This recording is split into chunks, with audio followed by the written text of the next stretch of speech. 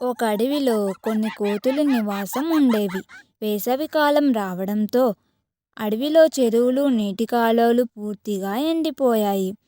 ఒకరోజు కోతులకు విపరీతమైన దాహం వేసింది. నీటి కోసం వెతుకుతూ అవి అడవిని దాటాయి. అక్కడ ఇసుకలో నీటి అలలా ఎండమావులు మెరుస్తూ కనిపించాయి.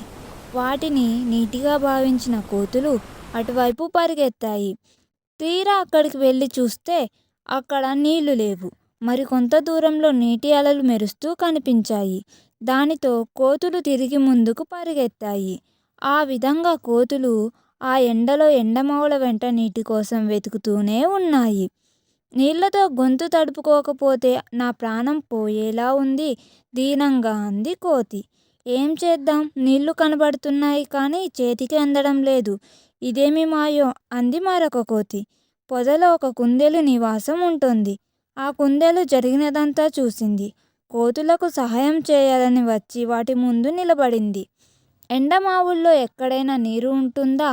దగ్గరలో చెరువు ఒకటి ఉంది, అక్కడికి వెళ్ళి మీ దాహం తీర్చుకోండి అని చెప్పింది. ఇది విని కోతులకు చాలా కోపం వచ్చింది. మేమేం తెలివి తక్కువ వాళ్ళమా అంటూ ఒక కోతి కుందేలు పైకి దూకి దాని మెడ పట్టుకుంది. నేను చెప్పేది నిజం, నా మాటలు నమ్మండి, భయంగా అరిచింది కుందేలు. ఆ కోతి కుందేలును బలంగా నేలకేసి కొట్టింది. ఆ దెబ్బతో కీచుగా అరుస్తూ కుందేలు ప్రాణం వదిలేసింది. నీతి: మూర్ఖులకు హితవు చెబితే దాని పర్యవసాయం ఇలాగే ఉంటుంది.